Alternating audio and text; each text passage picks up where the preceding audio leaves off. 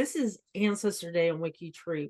My absolute favorite day is Ancestor Day because this is why we're here.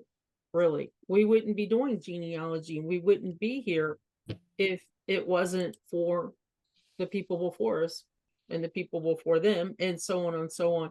So what we're going to talk about is Ancestor. If everybody could pick one ancestor and drop their link, their WikiTree link into the chat, and then because I am terrible at doing Zoom share screen, I'm going to ask Azure if you'll share your screen with the link. We'll just take them one at a time.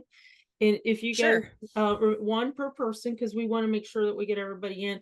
And I know that you're proud of your ancestor and they are really awesome, but sharing the link will also allow us to go and check them out afterwards. But if we could keep it as brief as possible, but tell us why you picked this ancestor and what's their story, what's their deal? Is it interesting? Is it spooky? Is it scary?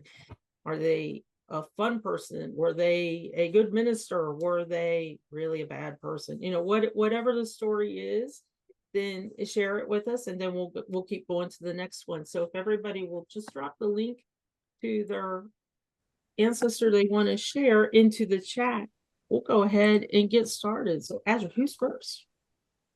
All right, let's see. Let me bring up the chat here. I think Chris added his first. Let's go back to the top of the chat there. Yeah. And you guys can all see my screen? Yeah. So Chris, you were going to share a random ancestor. Yes. Is this your completely random? Yes. Okay. Take it away. This is Olympia Ann Cobbs. She was my grandmother, my paternal grandmother. She was basically, how do I put this? She would give you the shirt off her back, basically. She was really, really sweet, really nice. She would cook all sorts of Italian goodies. One of her favorites was a dish called pasta bazool, which is basically, and knows what it is. Basically pasta, beans, sauce, really good. And every time we would come over to our house, she would inexplicably have this pot of pasta fazool cooking on the stove. It was hilarious.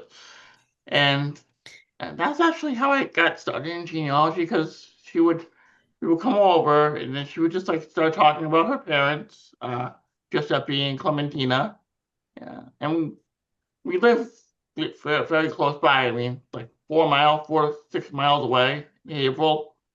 And she was just really, really nice. And she was the grandmother I was really close to, because my other grandmother, she and my grandfather, they lived in Florida most of the time. They lived up in upstate New Hampshire. So I didn't really see them as often as I would have liked. But I saw my grandmother most of the time, and she would fill me in on all the family stories and everything. And she also helped fill me in on Marco's story, my grandfather. And all right. Yeah, because Marco passed away when I was like 4 years old, so she had to like tell me all about him. So did my dad. So yeah. All right. So we'll go ahead and thank you so much for sharing that, Chris.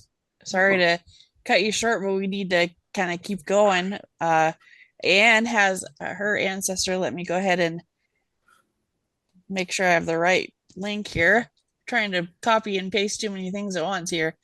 Here we go. And so Anne, you want to share? Let me just say real quick, because we've got a lot of people who just joined. Don't forget that if you're new, drop the link to your one profile ancestor in the chat. Azure's going in order from those that did it.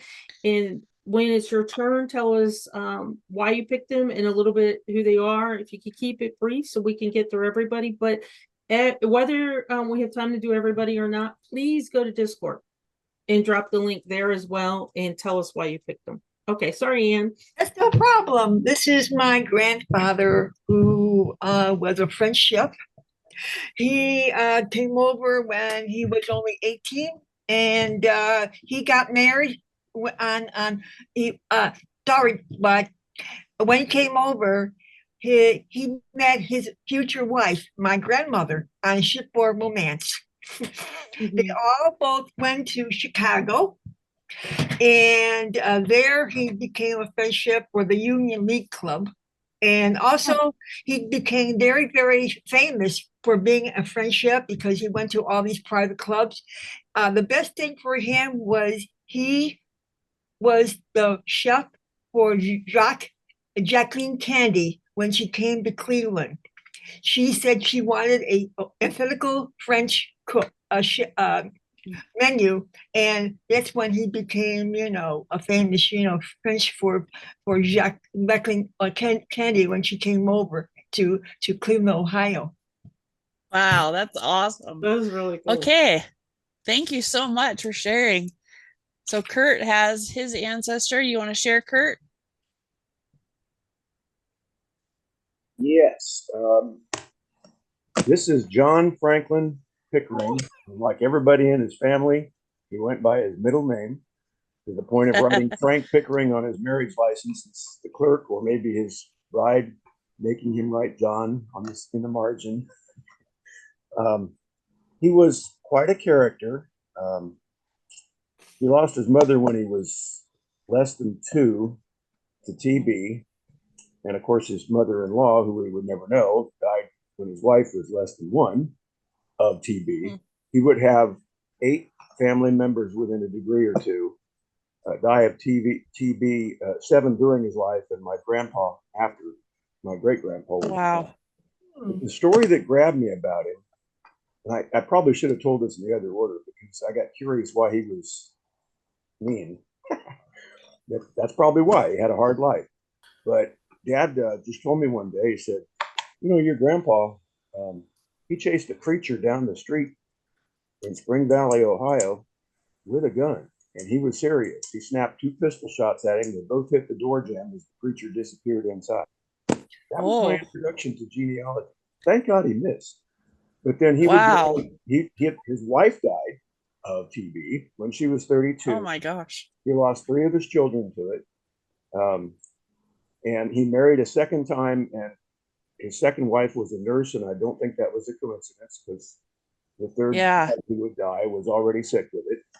And then after he had an affair during that marriage, and I don't know exactly when it started, but they were together like 15 years before they married. Some of that time they lived as brother and sister, but then suddenly they married in 1940. I'd love to know the reason that happened.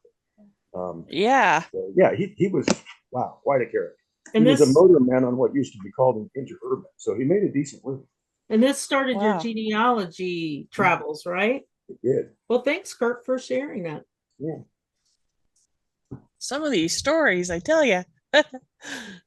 All right, so Julia, here's your ancestor. You want to share? Yeah, this is the rags to riches, back to rags, I suppose.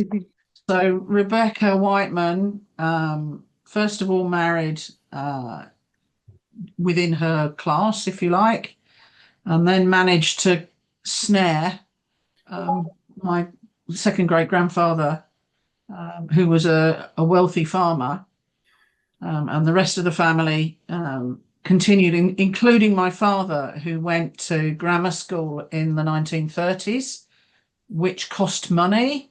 But unfortunately, my grandfather, my father's father, liked to drink and to gamble. And I'm afraid there is none of that lovely, luscious money left anymore. And I didn't get to see it. So it was partly through here. It was a family myth that we should have Sissinghurst Castle as our family seat. And in my researches, etc., I came across Rebecca, and she really kind of resonated with me. But I have proven that the Sissinghurst Castle is exactly a myth. We're descended from agricultural labourers and not the gentry. Thank you so much for sharing that. That's good. Okay, so we have Amanda, and Amanda doesn't have a microphone or ability to share, so she just wanted to say This is her grandfather.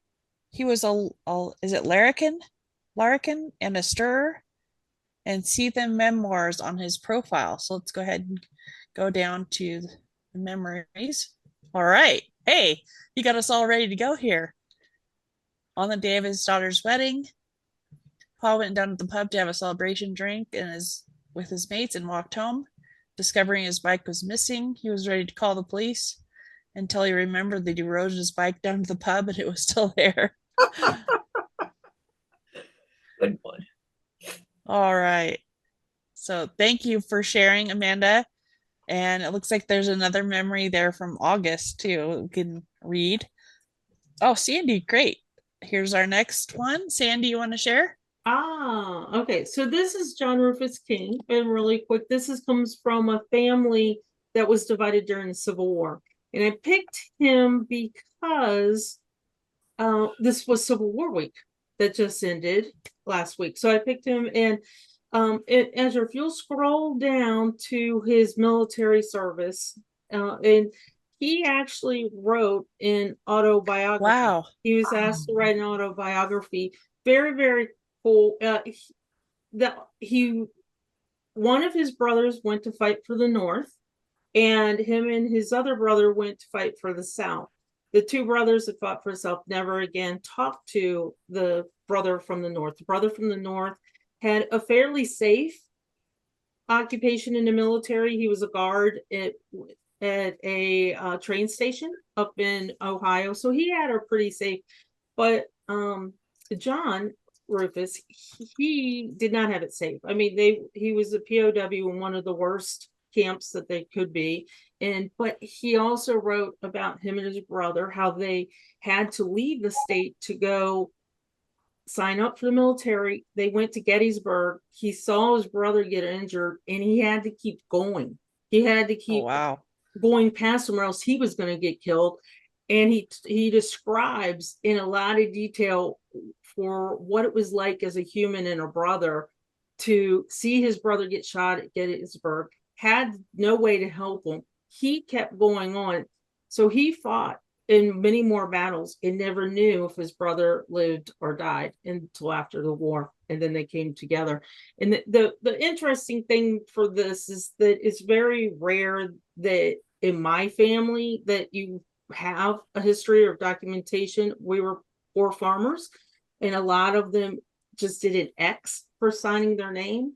So for be able to be literate and write a story is really, really cool. And I've linked the story there. It's a booklet. It's not a huge booklet, but a lot of information, but it's a quick read, and it's very interesting if you're interested in the experience of the U.S. Civil War from his perspective. So thanks. That's great. Thank you. Okay, Delbra, you want to share about your ancestor? Yes. So this is my great grandfather, my grandmother's father, and I absolutely never met him. He died in, I think it was 1947. But this was a collage. I started researching when I was 22, and my grandmother she was the keeper of all the secrets. Ooh. So when I put on the bio were the questions I posed to her. And then from there, trying to craft the actual documentation to prove her oral account. So that photo is all of her siblings. She was told she had 23 siblings and a few outside children. Her father was a traveling preacher. And so basically this was the first set of the family that I started researching. And then toward the very bottom of all of his I found all of his wives. He bought 7 marriage licenses, but only married 6 times. The one wife walked in the front door and he walked out the back door. So all of these were many of these oral accounts that I was like, are you kidding me? How am I find all this? And this is how I started with microfiche, looking at the census. But at the very, very bottom, I wrote a book. I turned these into a book, but then I created a documentary. Wow. And so Nice. the documentary is on my Zoom page and on my YouTube page. And I got my family together and I sewed dresses and just tried to reenact the time period in 2021. I'm trying to reenact 1940s and 1900s, but so this was the story. Wow. Yeah. That is awesome. Thank you. Thank you, Delbra. Okay, so Fairly, let me go ahead and bring up your ancestor here. There we go. Please share. He's my younger brother Joe, and I always admired him. He brought up his son alone when his wife died. Or was he? I'm not going to go. We were very close. He wasn't only my brother, he was my best friend. I'm sorry. It's okay. He worked 2 jobs. He brought up his son with the help of his mother-in-law. He took care of not only his son and his mother-in-law, but my parents, and we lost him much too soon. Sorry. So sorry. No, it's my fault. Well, you're good. Okay. I just wanted to share this ancestor of mine. I mentioned earlier about the Germany first research party, and this is the brick wall that got broken. So that's why I wanted to share it. He found out exactly where he was at. All we knew before was Germany. And so now we actually have the location he was born and his parents. So it was really exciting. That's why I wanted to share it. Thank you to the Germany project. So when you click the Ancestors tab, we actually have ancestors. So that's all I wanted to share about that one. Yoke, go ahead and share about your ancestor. Oh, that's right. Yoke doesn't have a microphone. Sorry. Okay, so this is Yoke's 4th great-grandfather. Went missing. Wow, looking for work. Only recently found his probable death. His family never knew. Whoa, another interesting story. Thank you so much for sharing that. Let's see what you got here. Oh, I love it. Here's your global profile. Sandy, I love to see these profiles where the biographies are written in 2 languages like this. It's amazing. I do too, because what it does is it brings in double the audience to WikiTree. Yeah. And it's so important because we are global, and it's important to recognize the natural language of the PM and the person. Yeah. All right, John Tyner, you're up. Speaking of global. Please share. Yeah. This is my maternal great grandmother. She was born in Scotland and she lived to the good old age of 92. I chose her because I have a little kind of cameo keyring. See if I can show it to the camera. That's her there. Oh, cool. That's lovely. Nice. And I think this might be her. It's on the other side. Yeah, that looks like her. Oh, That's so Yeah, cool. that's probably her. Yeah. Yeah, I'm just quite like my researching my Scottish side. One of my interesting sides. I like to research Wales as well. But yeah, I thought I would showcase her. She's quite interesting to me, but I know her profile is quite bare at the moment, but hopefully I'll add more and add photos. Her nickname was Gigi because she was the great grandmother, so 2 G's, Gigi, great grandmother. So yeah. Awesome. That's so cool, John. All right, so Melissa, you're up next. Let me hey, Azure, while you do get that, your ID. we have a Go quick ahead. question, Azure. Does having biography header in different languages create a DBE suggestion? A data error? I don't know. I don't know either. But That's if a it question does- for Oh, Yeah. sorry, I was muted. There we go. Oh, Can you hear me okay? yeah, we can. yeah. Okay, so this is my great grandmother on my paternal great grandmother, and the reason I chose her is for one thing, like three of my other grandparents, they're the ones who came to California. But the picture that's there of her is that's me she's holding, and Oh, they moved from Salt Lake City to Los Angeles, well, basically to Santa Monica, California, and so and she lived there till her death in 1969, and they moved here and then about right around 1919. But what I really also wanted to share was the photo album she left behind, which is so beautiful, and it's full wow. photos from some really important relatives. It's and it's been like a Rosetta Stone of ancestors for me. So that's my project, is going through and identifying the pictures, and some of them have just really interesting stories, including one who claimed to be a very good friend to Joseph Smith, the founder of the Mormon Church, of course, and that he is the one who had given the money to Joseph Smith for the second printing of the Book of Mormon. Oh, And so things like that on this side of my family have been just incredibly interesting. yeah, that is really neat. Okay, so do we have any more ancestors? I think did everybody drop a link or an IV into to the chat? Hey, do you mind going down to the picture and showing the next picture? Because it's really cool. Oh, sure. Oh, yeah. Oh, that's beautiful. And so she's holding my grandfather there. That is so beautiful. Wow. Yeah. Oh, Pretty great. cool. Gorgeous. I don't know who took that photo, but wow. Yeah. Yes. Lighting. Yeah.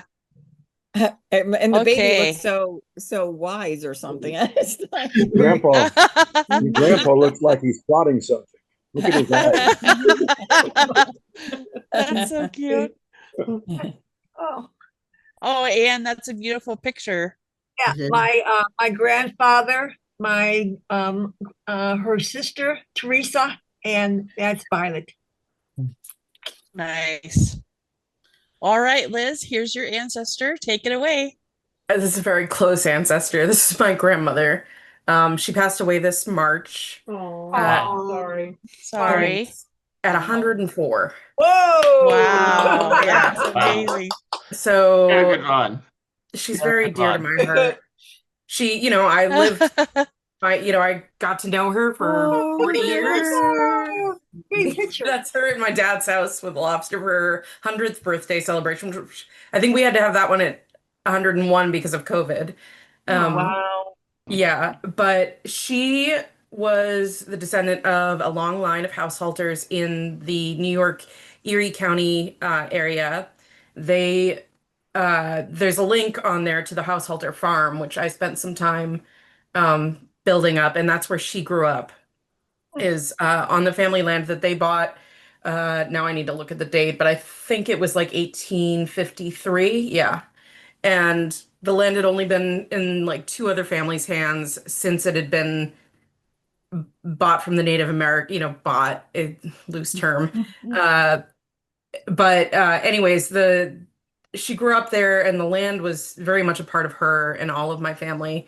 Her father had been he had been a homesteader out in Idaho. Sorry, we have a whole bunch of people all over the place. And he came back when one of his relatives couldn't do the farm anymore. And so he married and raised his kids there, including my grandmother. And she was a brilliant woman, absolutely brilliant.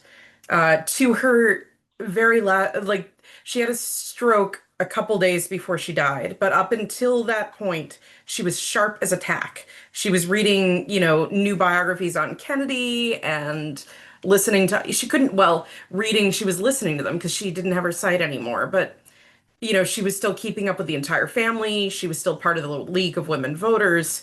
She was, in my mom's book club and one of the most, maybe the most treasured member of that book club. She, in her hometown of Hamburg, she was a teacher. She and my grandfather both went to Albany Teachers College, but he never taught. He worked for the Civil Rights Commission. But she taught for a while until she got pregnant, I think, with my dad, and then I believe the story is that you weren't allowed to, you either weren't allowed to be married or you weren't allowed to have a child and teach at that time in that area. So she had to quit that, but she went back to that career later. She, as I've been looking through records, she left behind bins and bins full of family history, which, I mean, incredible stuff. I could start a museum and, I'm finding out how much she knew and how much history she was for that little village, which was Water Valley. She was apparently the local person who had all of the information, and not just like the person who remembered it, but the person who had the documentation. You know what I mean? Like, Yeah, she that's knew the cool. value of that. And she was an amazing grandmother. She and my That's grandfather, great. we went out to their farm every year for Christmas, and in the summer, she got to meet like a dozen of her great grandkids.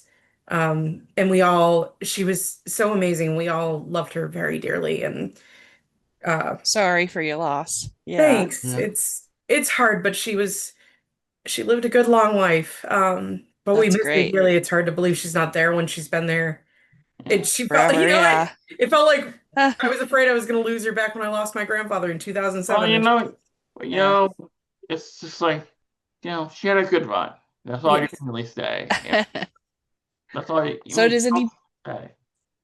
we need more profiles into the live chat, you guys, so I can bring them up for you. Yeah, we got half an Okay. hour left of this party here. We have 27 participants and we only shared, I don't know, how many have we shared so far? There About were 10, two I on the think. side. There's the pellet Maybe like a one, dozen. pre-shared, and then there was Oh, another. there we go. All Uh, right, Holly, take it away. If she can. Hey do guys. something. Okay, so this is Mary Pellet, who was my third great grandmother. And the reason why I chose her was because this is on my paternal side. So it was a brick wall for many years. I knew that my grandfather's family had come from England, and she has 11 children, but they are from four baby daddies. So unwinding this was quite the process. So she was born in England, married initially in England. When her husband died, her and her family moved to the US. And in her biography, I list some history there. The children, every census had a different last name, so they were very hard to track. It was only due to a second cousin adding a small clip of her obituary to her profile in Ancestry that I was Wow. able to unravel this for her. So her son is my second great grandfather, William Frank Primer.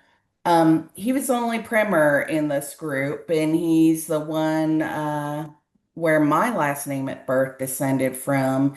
And all I know about his father is in the 1865 New York State Census, he was listed as John Primer from England, and he was in the regular army for the Civil War. So I've researched various primers in England to dead ends. There's a George Primer that was in her same hometown that ended up in the same town in New York. I wonder if it's him possibly. Couldn't find a John Primer related to him. But just wanted to share how a small little obituary finally unlocked at least half of this brick wall for Yeah. my great grandmother. Wow, that's amazing. So somebody was saying there was another profile I missed. What was the ID? Or I'm not finding. I'm trying to scroll up to it, and maybe we did it. I don't, but there were two that came in after mine, so I assumed they hadn't been. Okay, let's see. Yeah. So Robert's if we room? missed you, yeah, that was John's. We Oh, did that okay, then. one. So if we missed you, please go ahead and put the ID in the chat again. Oh, you think it was in a reply? Let's see. Yeah, so if we missed yours, please go ahead and re-add your link or profile in the chat so we can get that brought up. Because I'm not seeing. Don't forget to add to Discord too, even if you've already shared here, because there's a lot of people that are working right now that want to learn more about your profiles, and they'll watch this Zoom afterwards, and it would be easier for them to go find the link to your ancestor if you drop it in the Discord and just give like a sentence why you picked the ancestor. Eowyn, do you have an ancestor you want to share? I saw Amanda put me on the spot, and now I'm looking for one. He just likes to watch. Give me a. Likes to watch. All right, what do you got for us, Eowyn? God, I'm working on it. On your Chris just did a random one. Huh? I should do a Chris random profile. Just do a random one, I guess. I'm gonna have. I'll do the extension that does the random profile. There you go. And we can share that one. Yeah, I did the random thing too. So yeah. Let's see. Who will it be? Oh, it always gives me this one first every time. That's hilarious. It's actually one of Chris Whitten's ancestors. So I can't really talk a whole lot about her, but we can look at her. Every time I do the random generator, it seems like this is the profile that comes up. It's like, that's funny. And I've done a little work on it. Like I have a rabbit hole in one of these lines. So maybe they're just bugging, like, hey, come back. Cambridge, Mass. Yeah. It's a ghost. All right. A ghost in the machine. That's right outside Boston. All right, cool. All right, take it away. Oh, here we go. I was gonna look and see. I don't have a lot to say about her. I don't really know her. Come on. But I was going to tell you, hold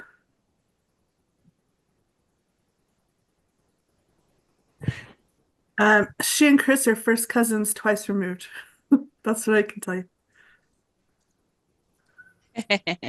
Okay, it looks like we have another profile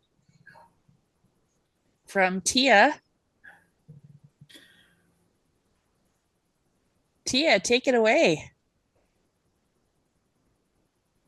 Oh, so you can't talk. I'm sorry. I just saw that. Sandy, did you want to share about this one, or? She mentioned that we could share it, and I just found it in the Discord channel. Oh, okay, great. I think it's such an amazingly well done profile. So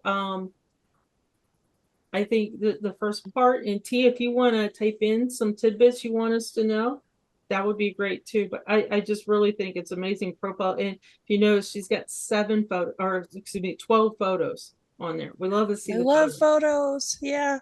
Okay, so she says to skip to the 1920 section. A patrolman is what he was. It's like. Oh, that's cool. So it looks like she's got a story about an event here. So that is definitely an interesting profile. Thanks for writing up such a great biography. I'll have to read some of this later. This is what? Wow. That's crazy. Really interesting. Crazy awesome. Thanks for sharing. Yeah. Oh, sure. Do we have any other profiles to share? Ancestors to share, y'all? Actually, you know what? Why don't I break the rules and share someone from my mom's side? Why not? Just to be fair. Okay? I'll drop it into the chat. You're gonna like this guy. Alfred Hamill. Oh, which rules the sharing only one ancestor? All right. Click on Alfred Hamill. Did everybody get a chance to share somebody? I think so. We got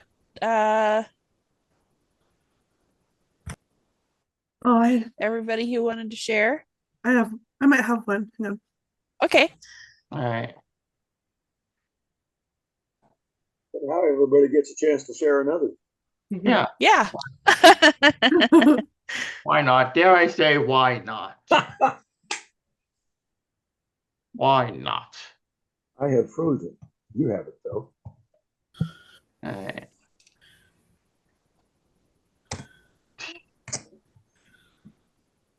All right. So we got some more people coming in here. I got one in here. Liz has one. All right. Anybody else want to share with somebody else? Don't be shy. Yeah, I was actually inspired to put this one in because of something that's on this profile here. It's like how someone with a bootlegger. Oh, you're gonna love this. Asher, could you click on the profile for Alfred Hamill, please? All right, there we go. Alfred Hamill. He had a fix-it shop in Newburyport, Massachusetts, but he also had a little bit of a side gig. Those won't be in any document, historical or otherwise. He lived during the 1920s, right? And there was prohibition in Newburyport. So he would actually fix the boats of the rum runners. They're going outside the Merrimack River to safe ports, just international waters so people could, drink.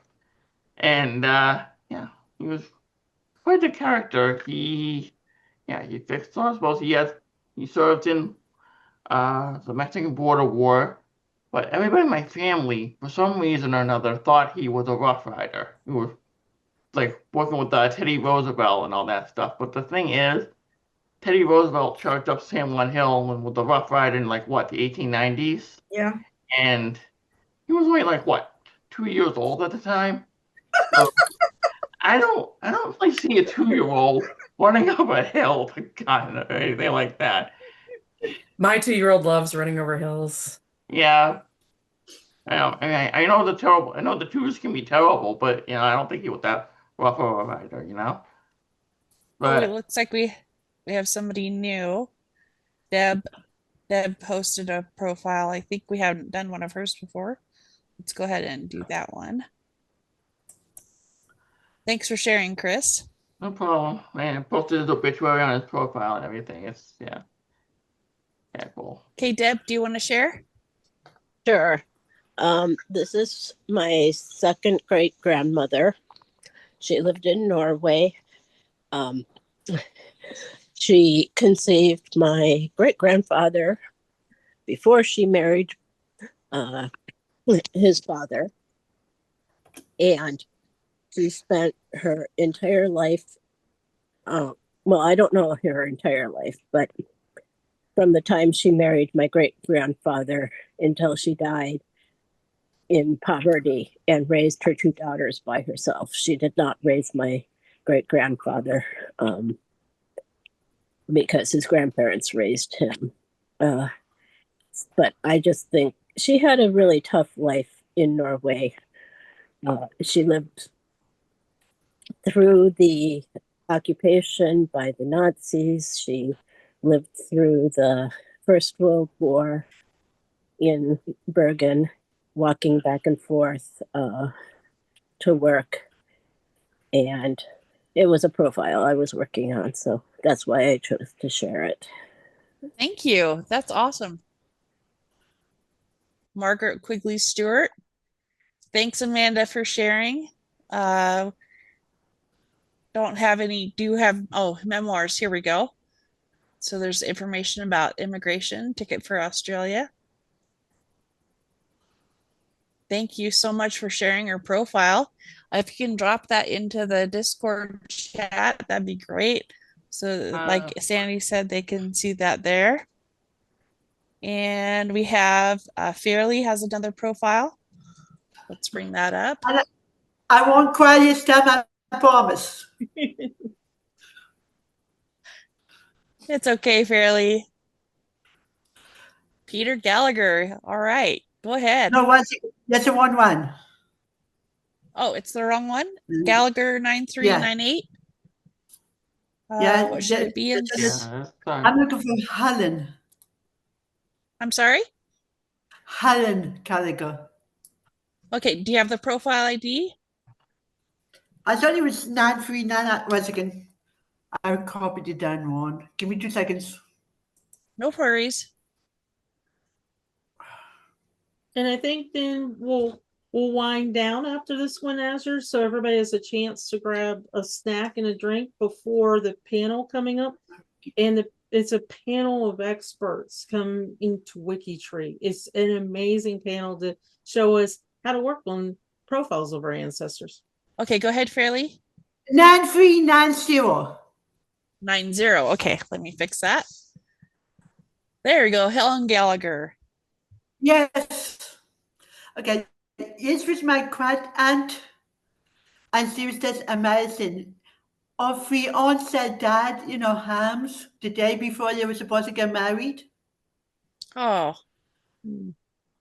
And she never married. She stayed, in your state, I guess they called it a spinster.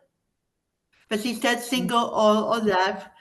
She taught kindergarten for 55 years. She inspired me to, I was a teacher. She was the one who inspired me to go to school to be a teacher. She was just, she taught me to read. She taught me to read before I even started school. And she was she was always my hero. Manchester. That's wonderful. Thank you so much, Fairly, for sharing. There was one more. I just wanted to, Kurt, do you want to briefly share it, and then we'll go ahead and close out? Yeah, another Frank in that generation of greats. I have 3 guys who went by Frank, and none of them was actually named Frank. Frank Cantner was he started out. He was the son of a very wealthy Ohio farming family, successful farmers who moved over from Pennsylvania, and he married in 1881, I believe it was. He and his wife had like 7 or 8 children who lived past infancy, and the last of those was my grandma, who was a late surprise. And then his wife died of epilepsy related. She didn't die of epilepsy. She died of complications from the treatment that they were changing to them.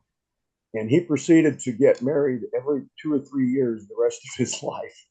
He was married. She died in, I believe, 1911, if I remember right. And he first married in 1914, but he would marry again in 17 or 18, and he married a 27-year-old when he was 60-something in 1924 or 5. We don't even know. The reason I have 6 or 7 is because the only information about his widow in his death obituary and records both was just Mrs. Pickering. So Mrs. Cantner. So we don't really know if she was the wife in the 1930 census or not. Grandma said, and she said this is maybe a good thing, but where some men might once they're widowed, they might just mess around and play around. He married everybody that he was with, and maybe that was a good thing, and maybe it was bad. But he's certainly the most married ancestor I have. Wow. All right. Yeah, sounds like it. All right. Well, thank you everybody for joining us for this Cubicle party. We had a lot of fun, and tune in next. Even if you're not a new member, watch the new member Zoom crew as they kind of walk you through the new member how to. A lot of people don't even maybe realize they're there, and you might learn something new. Bye, everybody. See ya. Thanks.